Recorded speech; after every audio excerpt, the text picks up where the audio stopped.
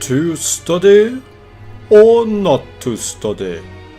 That is the question.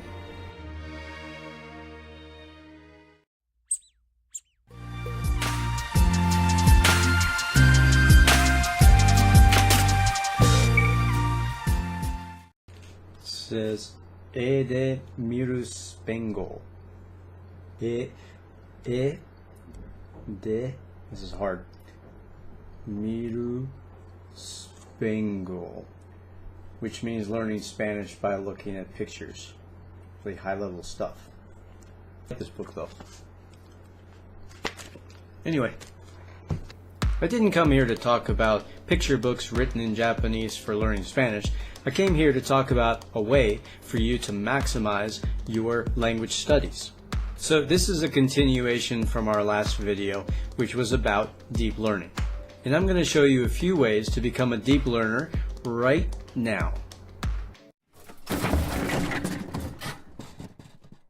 To quote Jeff Olson, successful people do things that failures won't, like grow a 14-foot mustache. True story. And while this quote is a little harsh, and maybe it's supposed to be because it's actually from a sales guy, it does kind of apply to your learning approach. Deep learners do things that surface learners aren't willing to do. So what is it specifically that deep learners are willing to do? Well, the first thing they're willing to do is to be really picky.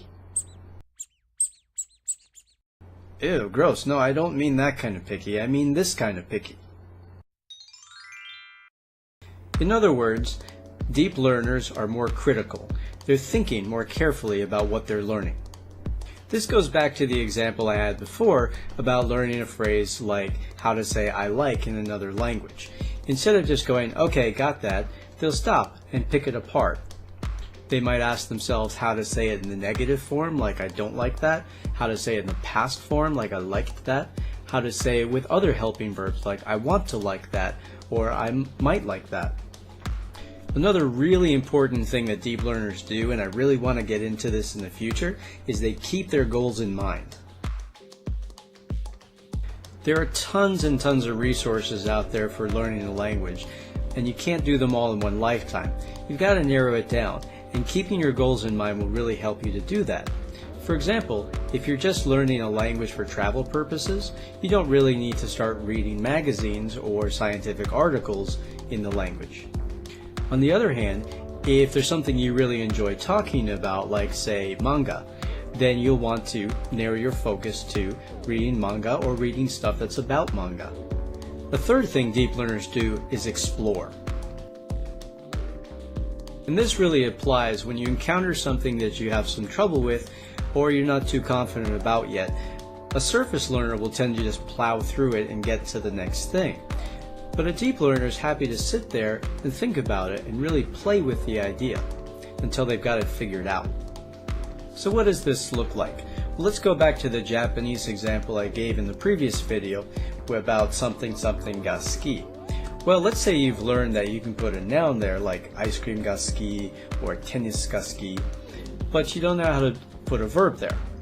So eventually you learn that you can take a verb and add the word koto and you're fine. Then you can make a sentence like in English, I like to do something. So rather than just plowing through this newfound knowledge, you might say, oh cool, where else can I apply this verb koto pattern? And you'll think of other verbs, like in English you can say I want to, so how about in Japanese? Well, in Japanese that's a bit different. In Japanese, if you say want to do something, you add the verb ending tai. So want to eat becomes tabetai, for example.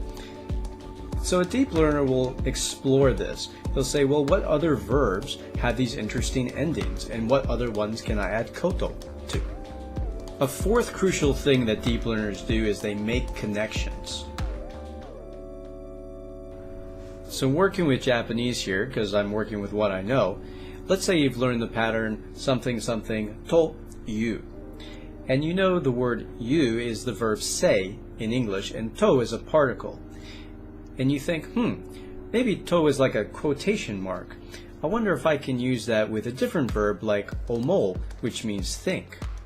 And sure enough, you look into it and you find out, yeah, you can use the pattern something something tol mol to quote a thought.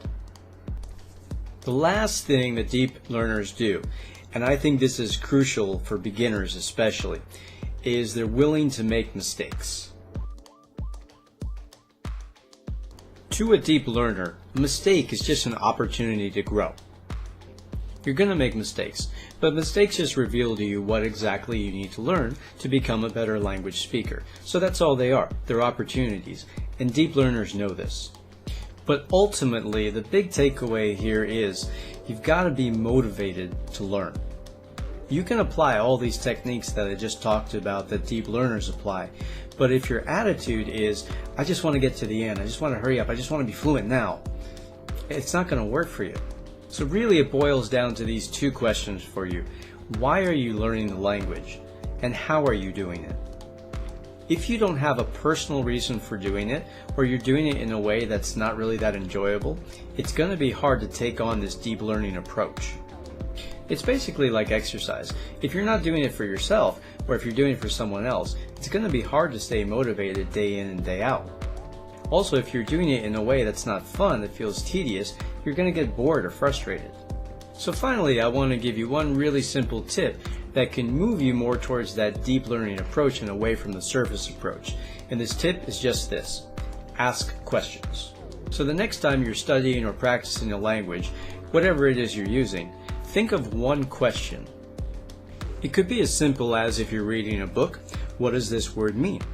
Or if you're looking at grammar, how can I use this grammar structure? Or if you're trying to speak, did I pronounce this correctly? Or if you want to expand your vocabulary, what's another way to say this, or what's a similar word? Okay, I think it's about time to wrap up right here. This has been a long-ass video. Thank you for all of you who watched to the end. I hope it was super useful for you. If it was, you know what to do. Give it a thumbs up or make a comment down below. My next video is going to be on the learning cycle and how to use it to amplify your learning. Please check it out. Peace.